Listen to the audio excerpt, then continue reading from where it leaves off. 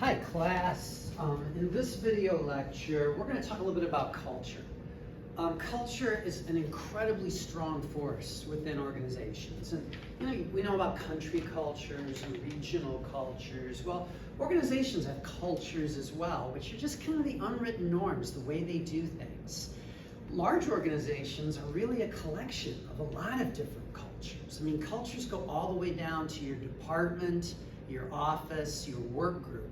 All right. Now, the overall company culture is going to have an impact on it, but the culture of your work group is incredibly important.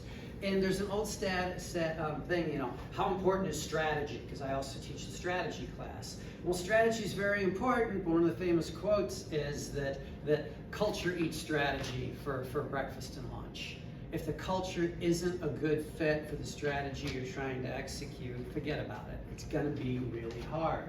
So to kind of give an overview, developing a strong, effective culture with your work group can be one of the most important things that a leader does. Keep in mind, culture is a set of key values, assumptions, understandings, norms that are shared with members of the organization or the department and taught to new members as being correct.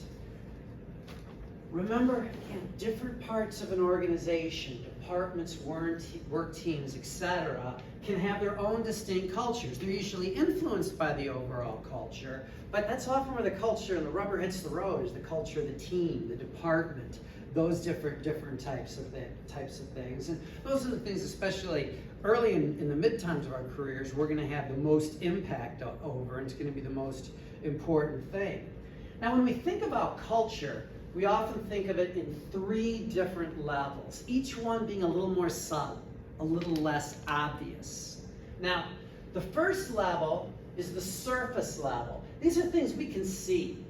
The way people dress, the patterns of behavior, the physical symbols, ceremonies that are being conducted, award ceremonies, things like that. The office layout. Are we just a virtual organization? We're all together? Are we Cubicleville? All right, those types of things.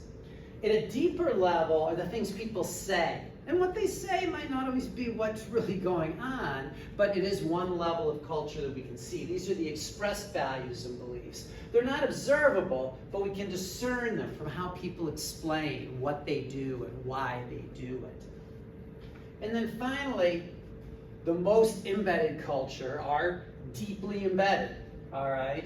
These are where organizational members may not even be consciously aware of them. It's just what we do. We might think it's a global thing.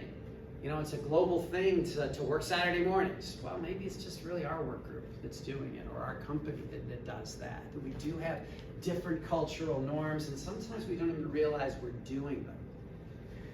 For instance, here, we have an organization, we have a guy very casually dressed, we have someone very formally dressed. That gives us keys at the surface level. This is probably a much more formal organization than this one is. Same thing goes with office layout. Here's Cubicleville.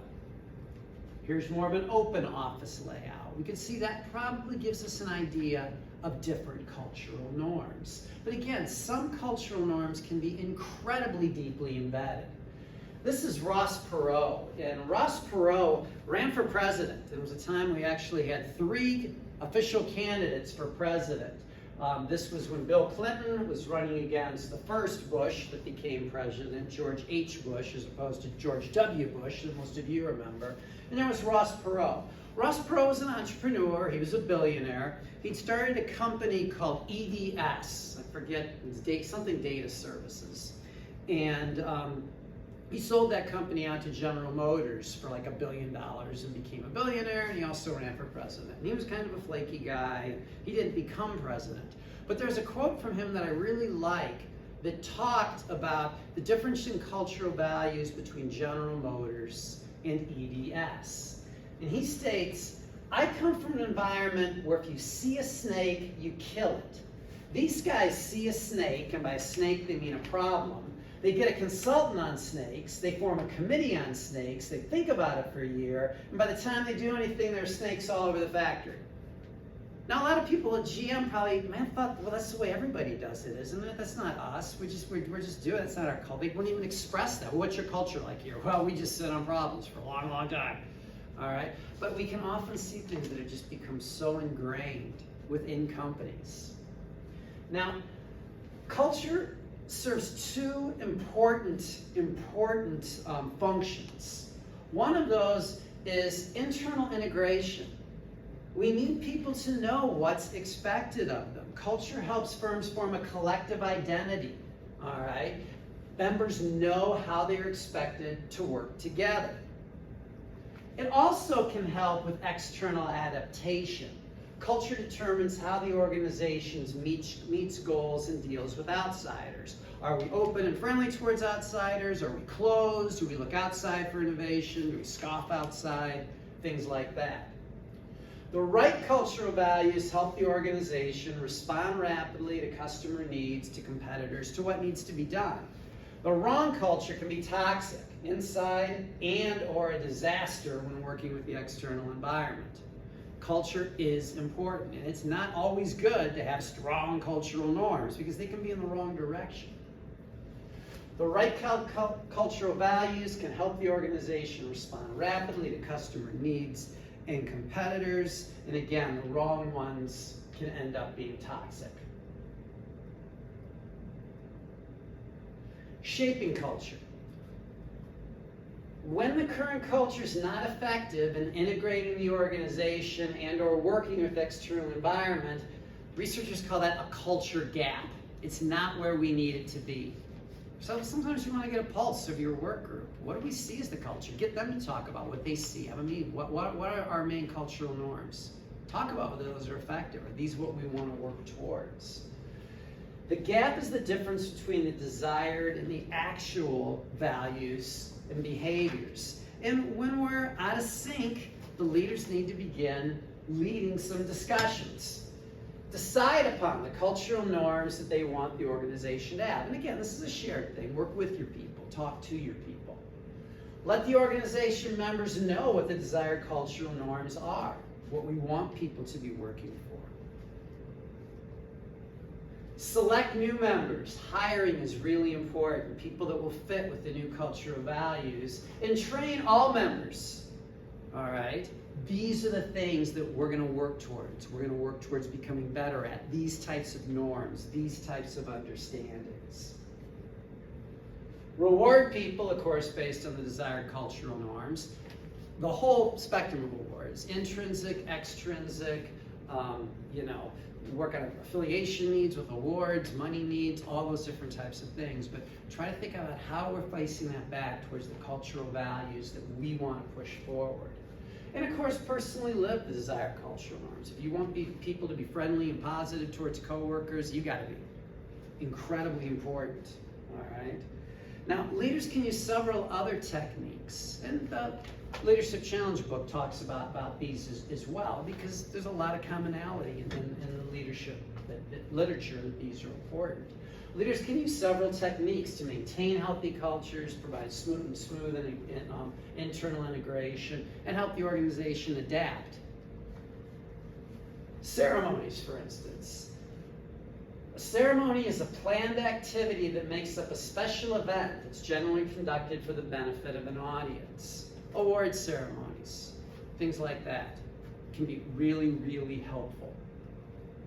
Stories, regularly telling stories or circulating stories of people going above and beyond in ways that are consistent with the culture that we want. Their narratives, again, based on true events, don't just make things up. All right, you can slightly embellish, but keep them credible, all right? And get people to repeat them. Share those stories. If you hear that story come back around, hey, I heard about this, go, great, it's moving around. Because those stories are kind of the cognitive thoughts of our group, and those push behaviors, those push attitudes.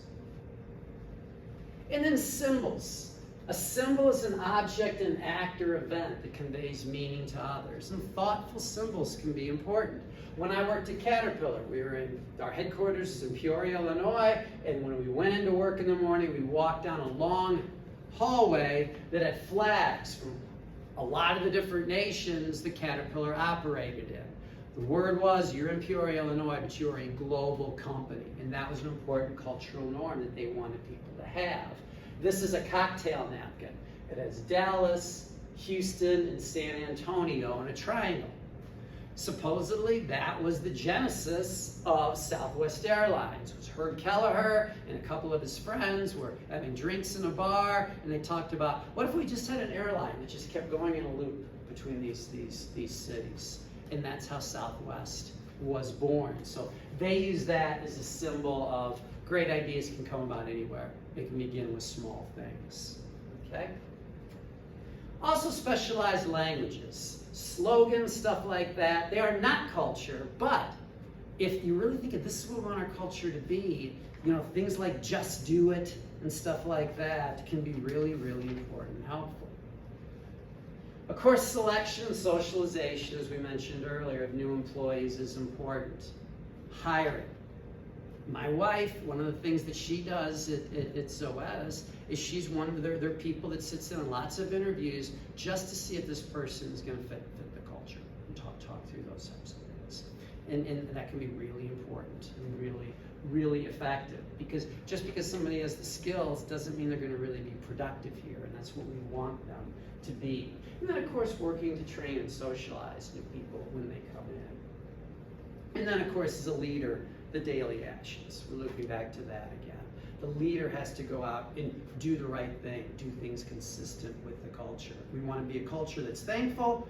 Leader emphasizes who they're thankful for, why they're thankful for it, stuff like that. Super important. Okay, thank you.